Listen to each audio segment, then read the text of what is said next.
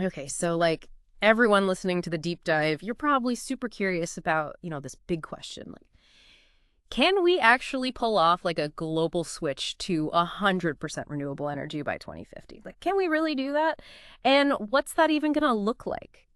Especially for developing economies. Like, we're talking places that are still, on the come up economically. You want to like cut through all the hype and get to the core of what's really going on, right? Well, that's what we're all about here on the deep dive. So, like, strap in because we're about to go deep on this. Yeah. We're going to be like totally dissecting the study called Global Energy Transition to 100% Renewables by 2050. Not fiction, but much needed impetus for developing economies to leapfrog into a sustainable future.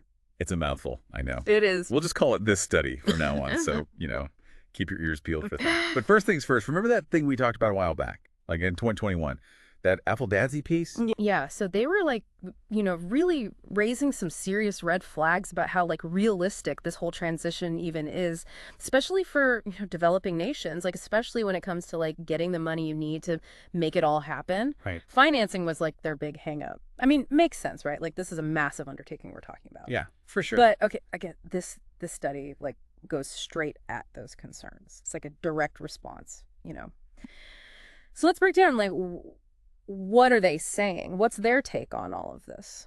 Okay, so, one thing you always hear when you're talking about renewables is how, like, developed countries have been kind of, ahead of the game, right? Like, they've been adding tons of new capacity for renewable power. Right. And, Yeah. like, if you look at the International Renewable Energy Agency, IRENA stats, Yeah. they kind of show, like, a faster growth early on in those, like, wealthier nations. So it looks like at first glance, developing countries are kind of like behind, playing catch up. Yeah, you get that impression for sure. But here's the thing, and like this study really makes this point crystal clear. Like there's been so much progress happening in the global south, like huge investments and real concrete progress. Oh, yeah, absolutely. And it's happening right now. It's not some like far off future thing, It's actually happening as we speak. Yeah, it's live. So it's not just potential anymore. It's like a reality. Totally. And we're seeing some real leadership happening in developing economies, like all over the place. Like take Kenya, for example.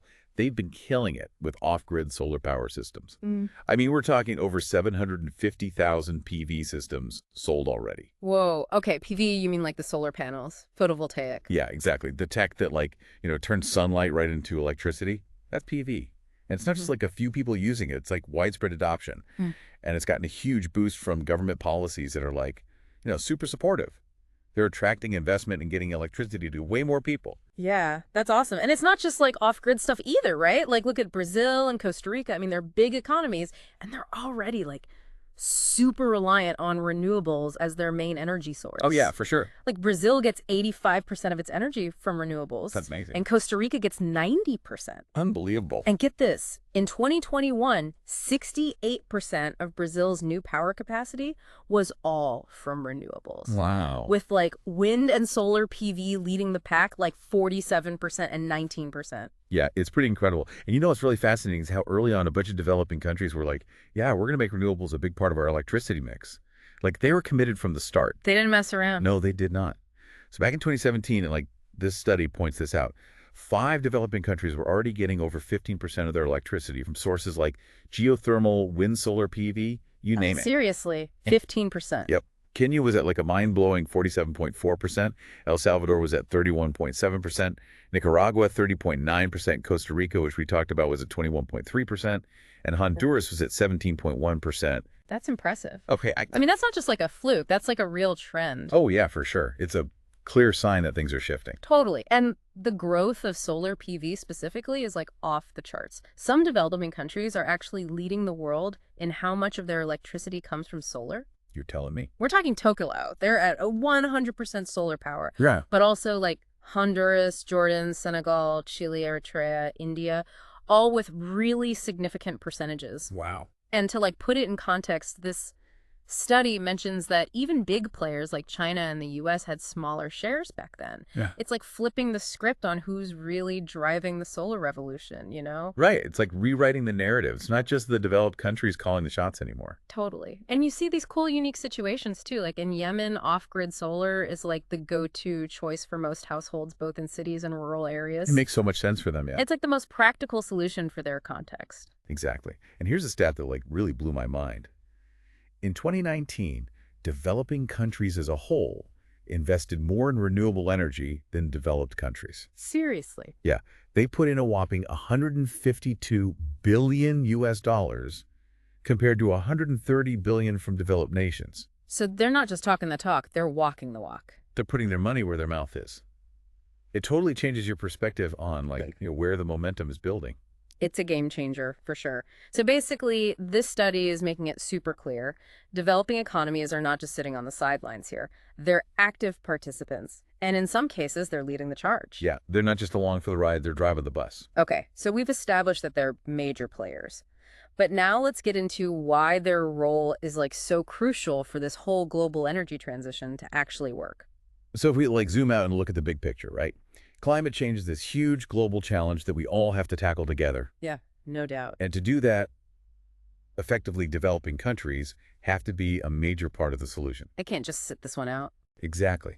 This study reminds us that a ton of countries, like 165 to be exact, have already set national targets for renewable energy. And get this, over 600 cities around the world are shooting for 100% renewable energy. That's amazing. 600 cities. That's incredible. It's a global movement. And if you crunch the numbers, this study says developing countries actually hold about half of the world's total renewable power capacity. Whoa, really? Half? Yep. And a big part of that is the rapid growth we're seeing in China and India. Right, they're like powerhouses. Oh, yeah, for sure. And you know what's cool? There are all sorts of different approaches happening. Like Brazil's a world leader in making and using ethanol from sugar. Yeah, I've heard about that. But they're also expanding their capacity for biomass, solar PV, wind power. It's not just a one-trick pony situation, you know? Diversifying. That's smart. Right. It shows that this transition isn't just about solar and wind. It's about using all the renewable resources that make sense for a specific place. Makes total sense.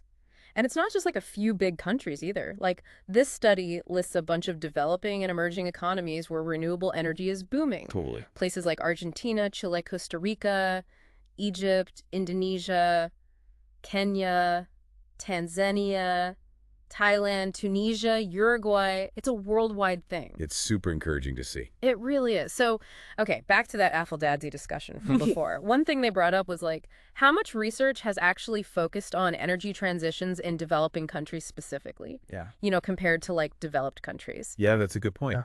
And this study acknowledges that, yeah, historically more research has been done on developed nations, but it also says that things are changing. Like, for example, the LUT Energy System Transition Model. That's a mouthful. I know, right? But basically, it's like this fancy tool for analyzing different energy scenarios. Okay, I'm with you. And it's been used a lot to study potential transitions in developing countries all over Asia, Africa, South America. So the research is catching up. It is. And here's a really important point, that this study really hammers home energy use in the global south is going to skyrocket as their economies grow, which is a good thing. It means they're developing. Right, of course. But this study argues that going the renewable route isn't just good for the environment. It's the only way to make economic development sustainable in the long run. Because if they just keep relying on fossil fuels, they're going to be stuck with those volatile prices. Exactly. It's way too risky. Yeah. You know, when you think about climate justice, too, there's this whole ethical argument that this study brings up. Like, developed countries have historically been the biggest polluters, right? Yeah, they've emitted the most greenhouse gases over time. So they have a responsibility to help developing countries ditch fossil fuels and transition to cleaner energy. To like make up for their past emissions. Exactly. It's about balancing things out. Yeah. And here's another cool thing. This study says investing in renewables in the global south is actually becoming super attractive right now. Hmm. Like, it makes economic sense. Really? How Uh, so? Well, the costs of stuff like solar PV are plummeting. Right. And at the same time, the demand for energy in these regions is exploding. Yeah. So it's like a win-win for investors. They get good returns and help the environment. Exactly. And we're already seeing good stuff coming out of these investments. This study talks about Chinese investments in African renewable energy projects. Oh, yeah, I've read about that. It's not just about making clean electricity, it's also bringing power to people who never had it before, building up infrastructure, creating jobs, and even helping to fight poverty. Wow, so many benefits. I know, right? And it's not just one-sided either. Yeah. Like this study gives this example of the U.S. and Mexico connecting their electricity grids. Interesting. Shows how energy cooperation can benefit everyone. Yeah. It helps both countries avoid blackouts, create jobs, boost the economy, and make their energy supplies more secure. That's awesome. So, we keep coming back to this idea of financing, right? It's like the elephant in the room. Yeah, it's a big one. And, before we talked about how some people think a lack of money is the main reason developing countries are struggling to transition to renewables. But this study kind of pushes back against that idea. It does. It basically says, hold on a second. It's more complicated than just not having enough cash. So what are they saying is the real issue then? They argue that the whole lack of finance thing is often tied to other stuff that makes investments risky, like flaky commercial agreements that don't guarantee steady income for these projects. Oh, that makes sense. Because these projects are expensive to set up, right? Yeah, they need a lot of upfront capital, and if investors aren't sure they'll make their money back, they get spooked. Gotcha. So shaky agreements are a problem. What else? Also, like worries about whether the people involved can actually pay back loans. You mean like their credit worthiness? Exactly, both for governments and private companies. Then there's the whole infrastructure thing. Like, do these countries have good enough transmission lines and grid connections to make it all work? Then there's like the bigger economic picture, Like if a country's economy is unstable or their currency is all over the place. Exactly. Investors hate that kind of uncertainty. So it's not just about the money itself. It's about creating a stable and trustworthy environment where investors feel confident putting their money in. Right, like a solid foundation. Exactly. Yeah. And this study also highlights the importance of help from developed countries, like through organizations like the World Bank or through direct agreements between countries. Climate finance. Oh, yeah. That's been a big topic in international negotiations. It is, and it's super important. But here's the thing. While renewable energy needs a lot of money up front to get going. Right. It's capital intensive. Yeah, but once you've built the stuff, the operating costs are super low, especially compared to fossil fuels. Because you don't have to keep buying fuel. Exactly. The sun and the wind are free. And the good news is, this study says more and more international money is flowing into renewable projects in developing countries, especially for solar and wind. So that's a positive sign. But this study doesn't sugarcoat the challenges either, right? Like they're realistic about what developing countries are up against. Oh yeah, for sure. They talk about how domestic banks might be hesitant to finance these new renewable technologies because they're not as familiar with them. It's like they're playing it safe. Yeah, and then foreign investors might get scared off by things like currency fluctuations, inflation, political instability, even corruption. All that stuff can make getting financing way harder and more expensive. It adds a whole layer of complexity. Totally. And this study also calls out these super simplistic comparisons that people sometimes make. What do you mean? Like just comparing the upfront costs of a solar PV system with batteries to a gas-fired power plant. Oh, yeah. I've seen those comparisons. They're way too basic. This study says those comparisons ignore a ton of important stuff. Like what? Like how much it costs to actually run the different systems. Yeah. Like fossil fuel prices are always going up and down. Right, they're super volatile. Exactly.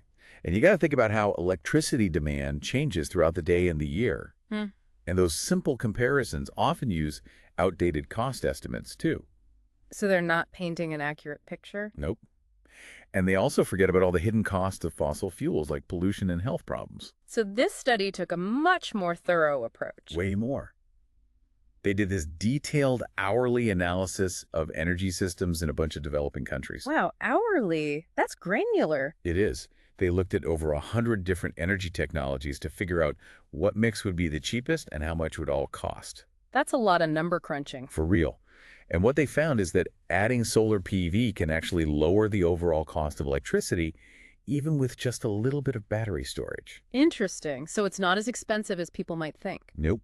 And then as you add more solar and more battery storage, the costs go down even more. That makes sense. You're getting more efficient. Exactly. Now, this study also says that you need more than just solar and batteries, especially in countries that are growing really fast. Like what else? They talk about the need for better ways to store energy for longer periods, like longer duration batteries. Oh, yeah, to handle those times when the sun's not shining or the wind's not blowing. Exactly. And they talk about making synthetic fuels from renewable energy. That's cool, like Yep. e-fuels. Those can be used for stuff that's hard to electrify, like some industrial processes or long-distance transportation.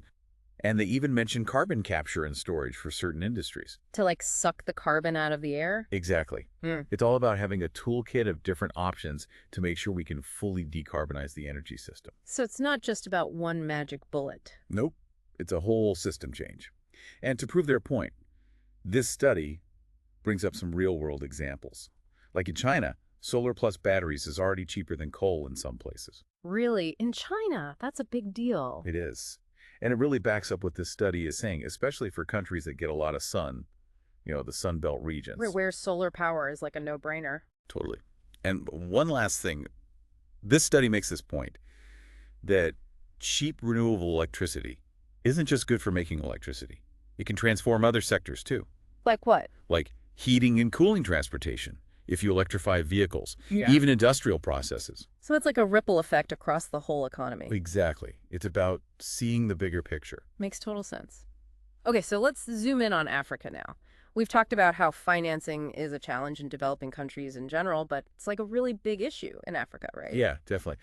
This study acknowledges that, and it kind of paints this picture of Africa's situation as like this crossroads, where all these big issues are colliding. Like what kind of issues? Like the need for development and economic growth, the demand for more and more energy, the urgency of climate change, Yeah. and the goal of creating a sustainable future. So it's like this complex web of challenges. Exactly. And this study is like, okay, we need solutions that address all of these things at the same time.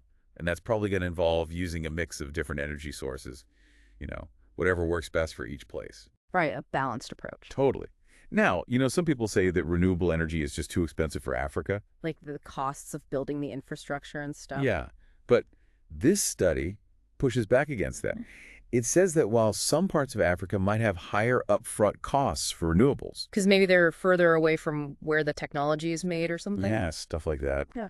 But they also have some huge advantages. Like Africa has abundance of amazing renewable resources, especially solar and wind. Oh, yeah, for sure. So those resources can kind of balance out the higher upfront costs. Exactly. And this study even says that by 2020, utility-scale solar PV was already cheaper than fossil fuels across most of Africa. Wow, really? That's sooner than I would have thought. I know, right? But there's a catch. It only works if the right policies and regulations are in place. So it's not just about the technology itself, it's about creating the right environment for it to thrive. Exactly. And they highlight things like well-structured auctions and competitive bidding processes as ways to really drive down costs and make solar super competitive. Makes sense. So are there any examples of this actually working? Like, are private companies investing in renewables in Africa despite all the perceived risks? Oh yeah, absolutely. This study talks about programs like the IFC's Scaling Solar Initiative. The International Finance Corporation? Yep. They've been doing some amazing work in countries like Zambia, Senegal, and Ethiopia. They combine these competitive auctions with special financing to make the projects more affordable for the companies that win the bids. So it's like a double whammy. Totally. And they've gotten some crazy low electricity prices. Like in Ethiopia, they hit a record low of just $25 per megawatt hour. Whoa, that's cheap. I know, right? And it shows that even in places that might seem risky, investors are willing to put their money in if the conditions are right. That's encouraging. And it's not just international organizations either, right? Like countries themselves are taking the lead. Oh, yeah, definitely. Like Nigeria is planning this huge solar PV park. I've heard about that. It's supposed to be massive. It is. They're aiming for 1 gigawatt peak of capacity. And they're getting help from the African Development Bank. So it's a big national priority. It is. And it's part of Nigeria's plan to get electricity to more people and to increase their use of renewable energy. Makes sense. They've got a lot of people to power up. Yeah, for sure. And this study also talks about how innovative business models are helping to expand access to clean energy in Africa. Like what kind of models? Like the pay-as-you-go model or pay-go? Oh, yeah, I've heard of that, where people pay for their solar power in small installments. Exactly. It's been a game changer for millions of people who don't have access to the regular grid. It's like a solar subscription service? Yeah, kind of. And it's being used for more than just home solar now. It's being used for irrigation, water pumping, even cooking.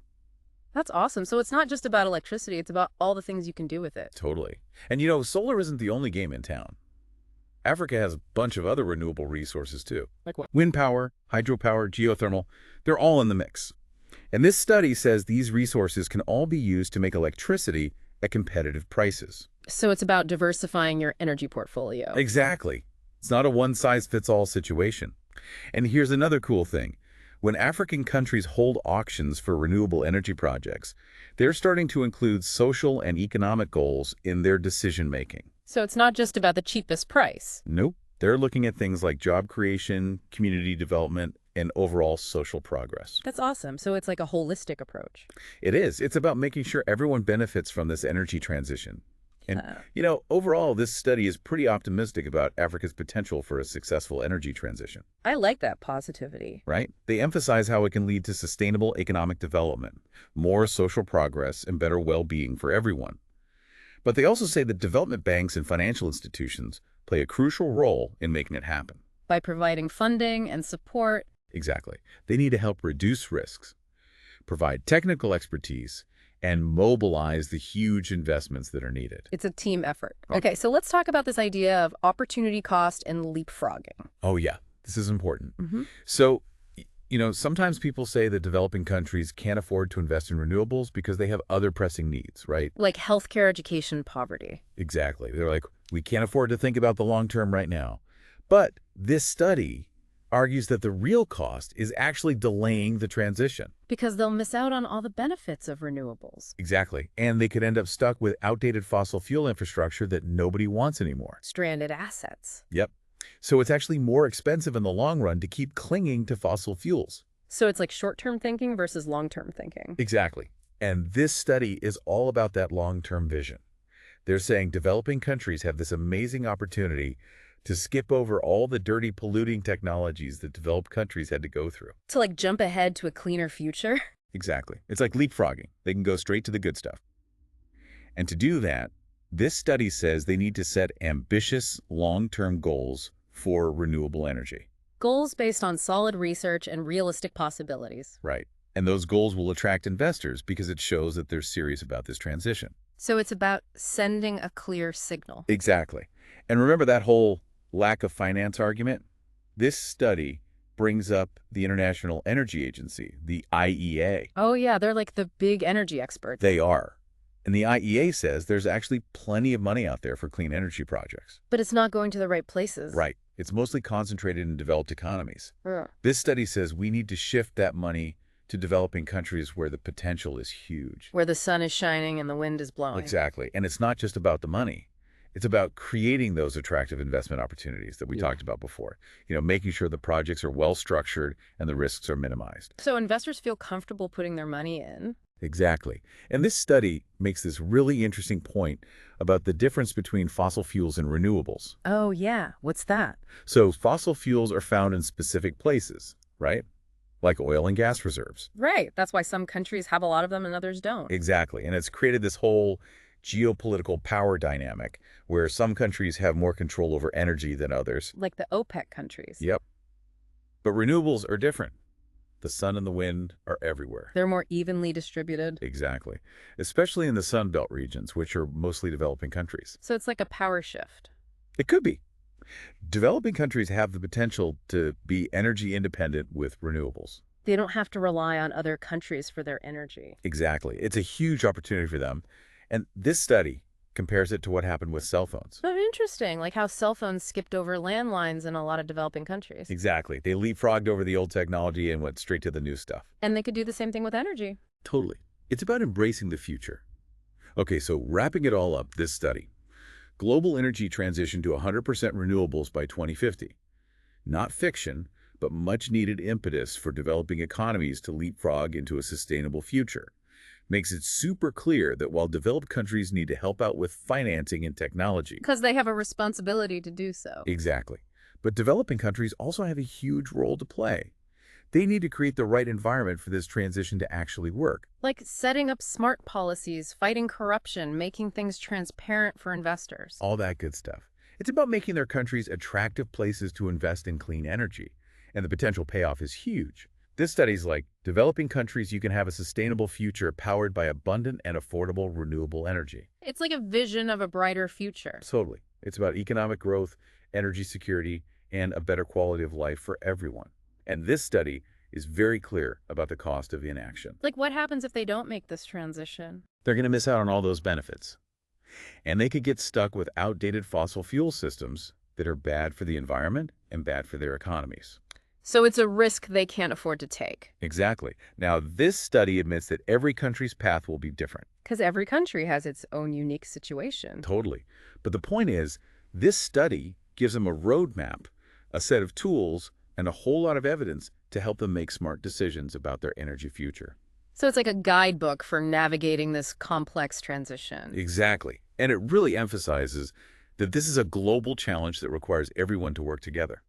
Developed countries, developing countries, everyone. We all have a part to play in tackling climate change and creating a sustainable future. And that brings us to our final thought for all you deep divers out there. So we've talked about the amazing potential of clean energy in developing countries and the challenges they face in making this transition a reality. But here's the question for you. What creative financing ideas and forward-thinking policies do you think are absolutely crucial for unlocking this potential and making sure this transition is fair and benefits everyone? And what do you think is the key?